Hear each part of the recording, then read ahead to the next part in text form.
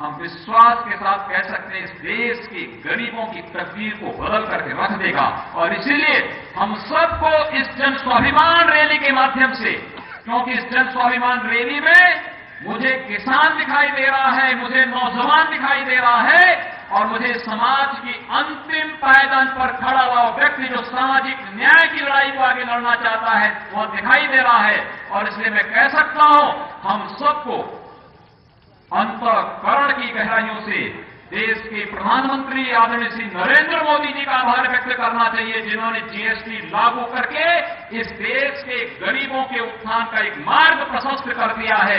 GST उस दिशा में बनाया गया एक कानून है। वस्तुएं सस्ती हो जाएंगी, कालाबाजारी और भ्रष्टाचार पर अंकुश लग जाएगा, वसूलियां बंद हो जाएंगी, और एक गरीब जहां सस्ते दाम पर उपभोक्ता वस्तुएं प्राप्त कर ही पाएगा, वहीं साथ ही साथ इंस्पेक्टर राज से व्यापारियों को मुक्ति मिलेगी, कालाबाजारी का अंत होगा, और विपरीत परिस्थितियों में आपको उपभोक्ता वस्तुओं के लिए भटकना नहीं पड़ेगा। और उसका जीएसटी उसी उद्देश्य से देश के अंदर लागू की गई है। हम सबको उसका समर्थन करना चाहिए, क्योंकि ये गरीबों के हित में उठाया गया कदम है। ये देश की अर्थव्यवस्था को एक नया आधार दे देगा। इसलिए हम सबको देश के प्रधानमंत्री के प्रति आभार व्यक्त करना चाहिए, जिन्होंने जीएसटी के प्रति देश के अंदर एक आम सहमति बनाई। और उस आम सहमति का परिणाम है कि वैचारिक रूप से भले ही मतभेद क्यों न हो, लेकिन देश का हित जब सामने आएगा, हम अपनी राजनीतिक मजबूरियों से ऊपर उठ करके देश के हित को सर्वोच्च सम्मान देंगे। वह करके दिखाया है जीएसटी कानून ने। सज्जनों, हमें इस लड़ाई को और आगे बढ़ाने की आवश्यकता है। और इसीलिए जब आप लोगों ने उत्तर प्रदेश विधानसभा चुनाव में आदरणीय प्रधानमंत्री श्री नरेंद्र मोदी जी के नेतृत्व में केंद्र सरकार की उपलब्धियों और भारतीय जनता पार्टी के राष्ट्रीय अध्यक्ष अमित शाह जी के नेतृत्व में विश्वास करते हुए भारतीय जनता पार्टी अपना दल और सुहेलदेव राजभर पार्टी के गठबंधन को उत्तर प्रदेश के अंदर प्रचंड ऐतिहासिक बहुमत दिया, इस सरकार ने भी इस संकल्प को आगे बढ़ाने का कार्य किया है। सम्मानीय अनुप्रिया जी यहां पर कह रही थी कि किसानों के कर्ज माफी का कार्य किया गया। 36,000 करोड़ रुपए का उत्तर प्रदेश के लघु और सीमांत किसानों के कर्ज को माफ करने का कार्य किया। गेहूं क्रय की उस प्रणाली को जिससे किसान सर्वाधिक त्रस्त रहता था, उसमें एक पारदर्शिता लाने का कार्य भी किया गया। और साथ साथ उत्तर प्रदेश के अंदर किसी भी प्रकार का कोई भेदभाव किसी के साथ न हो, इस दृष्टि से भी कदम उठाते हुए हम लोगों ने प्रदेश के अंदर विद्युत वितरण की एक समान व्यवस्था पूरे प्रदेश के अंदर लागू करने का भी कार्य किया। नहीं तो इससे पहले बिजली कैसे मिलती थी हर व्यक्ति जानता है। 75 जिले हैं उत्तर प्रदेश में, लेकिन 75 में से केवल 5 जिलों में बिजली मिलती थी, उसमें भी पूरी नहीं मिल पाती थी। 70 जिलों में बिजली नहीं होती थी। हम लोगों ने कहा कि नहीं, ऐसा नहीं होगा। अगर भारतीय जनता पार्टी आई है और सही मायने में सामाजिक न्याय की लड़ाई को व्यवहारिक रूप प्रदान करना है, तो उसका व्यवहारिक रूप होगा कि 75 के 75 जिलों में बिजली का समान वितरण कर दिया जाए। जो कमी होगी उसकी हम भरपाई दूसरे ओर से करेंगे, लेकिन बिजली समान रूप से पूरे प्रदेश के अंदर देंगे। और उसका परिणाम हम सबके सामने है। हम लोगों ने बाबा साहब भीमराव अंबेडकर की जयंती के दिन प्रदेश के सभी 75 जिला मुख्यालयों को 24 घंटे विद्युत का वितरण प्रारंभ किया, और वह अनवरत बनी हुई है। सभी तहसील मुख्यालय और बुंदेलखंड में 20 घंटे विद्युत की आपूर्ति, और ग्रामीण क्षेत्र में भी 18 घंटे की विद्युत की आपूर्ति सुनिश्चित की है। वहीं साथ ही साथ यह भी कह दिया गया है, जहां पर कम से कम विद्युत का लाइन लॉस होगा, यानी जहां पर बिजली की चोरी जितनी कम होगी, वहां पर हम लोग ग्रामीण क्षेत्र हो या शहरी क्षेत्र, वहां पर हम समान रूप से 24 घंटे विद्युत की आपूर्ति करने का कार्य भी करेंगे और उसी दिशा में गरीबों को निःशुल्क विद्युत कनेक्शन उसी क्रम में देने की कार्रवाई प्रारंभ की गई है। सज्जनों, जज्बा होना चाहिए कार्य करने का और उस जज्बे के साथ पिछले 100 दिनों के अंदर उत्तर प्रदेश सरकार ने निर्णय लिए हैं। इस निर्णय में हम सब आपके सहयोग की अपेक्षा रखते हैं। आप सब इस बारे में सौभाग्यशाली हैं कि इस काशी को आज इस देश का नेतृत्व करने का अवसर प्राप्त हो रहा है। देश के यशस्वी प्रधानमंत्री, भले ही प्रधानमंत्री के रूप में आदरणीय श्री नरेंद्र मोदी जी का नेतृत्व देश को मिलता है, लेकिन दुनिया भी उनका लोहा मानती है। अभी प्रधानमंत्री जी का अमेरिका दौरा आप सबने देखा होगा। किस रूप में अमेरिका के राष्ट्रपति भारत के प्रधानमंत्री जी की अगवानी करने के लिए उतावले दिखाई दे रहे थे और किस रूप में इजराइल के अंदर भारत के प्रधानमंत्री के सम्मान के लिए वहां पर लोग उत्सुकता के साथ खड़े हैं। यह हम सब के लिए गौरव की बात होनी चाहिए कि जब नेतृत्व सक्षम होता है, ईमानदार होता है, तो देश को एक नई दिशा की ओर लेके चलता है। आदरणीय श्री नरेंद्र मोदी जी इस देश को उसी नई दिशा की ओर ले जाना चाहते हैं जहां भारत दुनिया की एक महाशक्ति के रूप में उभरेगा।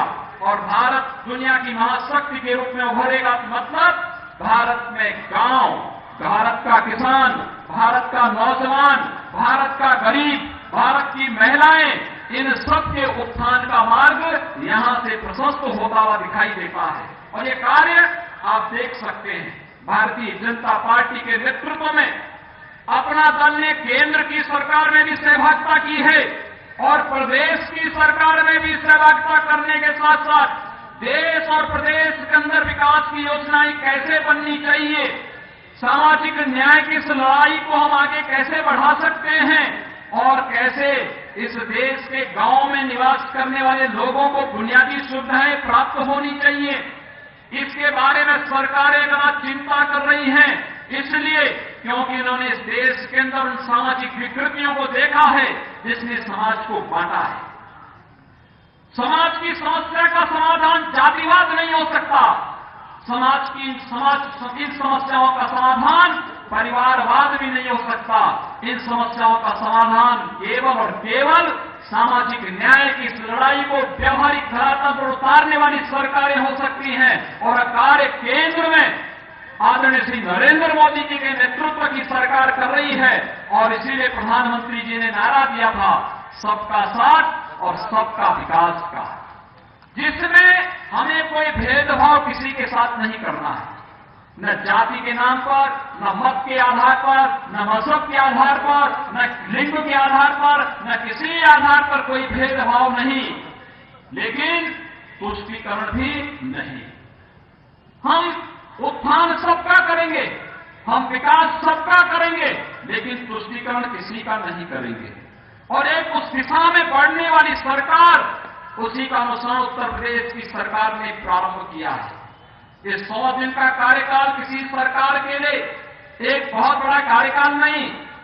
100 दिन के अंदर कोई सरकार अपना रिपोर्ट कार्ड जनता के सामने रखे, यह उतनी बहुत महत्वपूर्ण घटना नहीं हो सकती, लेकिन फिर भी एक जवाबदेही का परिचय देते हुए हम लोगों ने प्रयास किया कि 100 दिन के अंदर हम लोगों ने प्रदेश के अंदर क्या निर्णय लिए, उन निर्णयों की क्या परिणति हुई, उस दिशा में बढ़ाया गया एक कदम आप सबके सामने है। और इसलिए मैं आप सबसे कहना चाहता हूं, उत्तर प्रदेश की सरकार गांव के लिए, गरीब के लिए, नौजवान के लिए, इस देश के उस हर तबके के लिए जो इस देश के विकास के लिए प्रदेश को देश का विकसिततम राज्यों में स्थापित करना चाहता है, उन सबको समर्पित है। उनके साथ कोई भेदभाव नहीं कर सकता है, उनके साथ कोई अन्याय नहीं कर सकता है।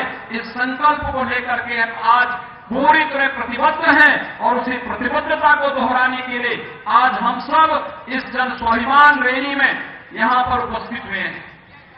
सज्जनों, मुझे प्रसन्नता है कि श्रीमती अनुप्रिया पटेल जी के नेतृत्व में आप सब उस सामाजिक न्याय की लड़ाई को लड़ने के लिए आगे बढ़े हैं।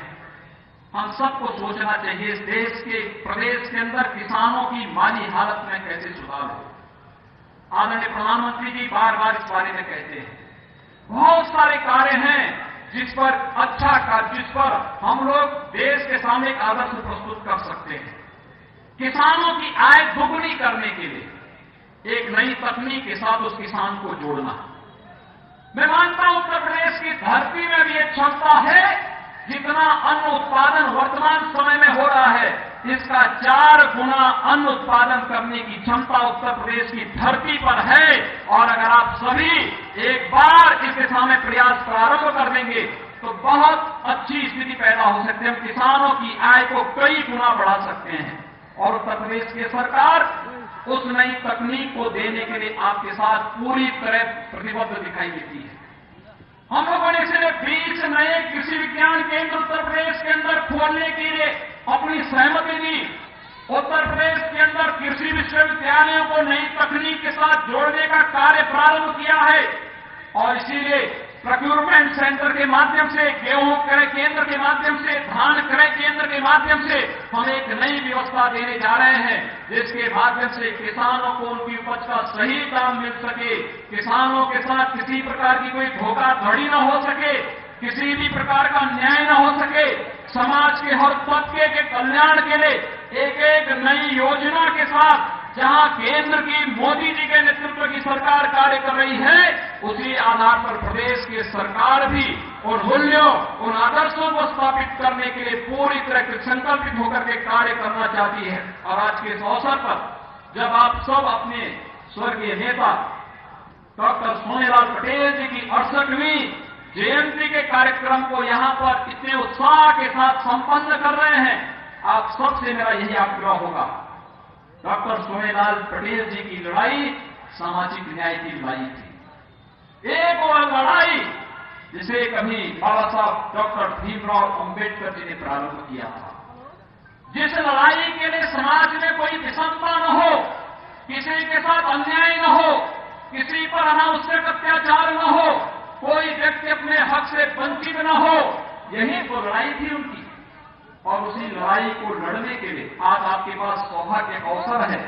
जब अच्छा नेतृत्व मिलता है तो अच्छा नेतृत्व उसका परिणाम भी देता है और श्रीमती अनुप्रिया पटेल जी के नेतृत्व में आपने वो नेतृत्व पाया है, वह नेतृत्व जो आपको केंद्र की सरकार में भी और प्रदेश की सरकार में भी भागीदार बना दिया है।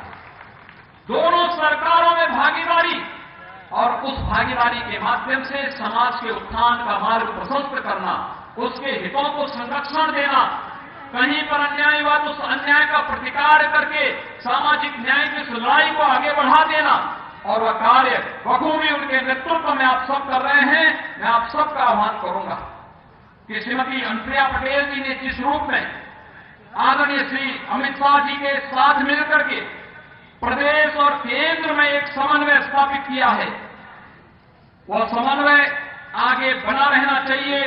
विकास के प्रति हम आग्रही बने, सामाजिक मूल्यों के प्रति हम आग्रही बने, सामाजिक चेतना को जागृत करने के लिए हम आगे बढ़ें। और यह तय है कि 2014 और 2017 की लड़ाई ने साबित कर दिया है कि प्रदेश की राजनीति में अपराध के लिए, प्रदेश की राजनीति में भ्रष्टाचार के लिए, प्रदेश की राजनीति में परिवारवाद के लिए, प्रदेश की राजनीति में किसी भी प्रकार की जातिवाद के लिए कोई स्थान नहीं होगा। यह एक संकल्प प्रदेश की जनता व्यक्त कर चुकी है। हम इस अभियान को आगे बढ़ाते हुए केंद्र और प्रदेश की सरकारों का समन्वय, सभी दलों का यह समन्वय गठबंधन धर्म का पालन करते हुए आगे बढ़ेगी। और मैं उत्तर प्रदेश सरकार की तरफ से आप सबको आश्वस्त कर सकता हूं कि प्रदेश सरकार प्रदेश के अंदर किसी के साथ भी कोई अन्याय नहीं होने देगी। प्रदेश के अंदर कानून का राज स्थापित करने के लिए पूरी मजबूती के साथ कार्य करेगी और प्रदेश के हर तबके को न्याय दिला करके उनके हकों की रक्षा करने के लिए पूरी तरह प्रतिबद्ध होकर के कार्य करेगी। इस विश्वास के साथ आज के इस अवसर पर मैं एक बार पुनः अपना दल के संस्थापक, आपके स्वर्गीय नेता डॉक्टर सोनेलाल पटेल जी को विनम्र श्रद्धांजलि अर्पित करता हूं और उनके अभियान को जिस मजबूती के साथ श्रीमती अनुप्रिया पटेल जी आगे बढ़ा रही हैं, आप सबका समर्थन और सहयोग उन्हें निरंतर प्राप्त होता रहेगा। इस विश्वास के साथ आप सबके प्रति मैं अपनी शुभकामनाएं व्यक्त करते हुए वाणी को विराम देता हूं। धन्यवाद। जय हिंद। जय हिंद। अब मैं चाहूंगा अपना दल के राष्ट्रीय अध्यक्ष श्री आशीष सिंह पटेल जी द्वारा कुआरे और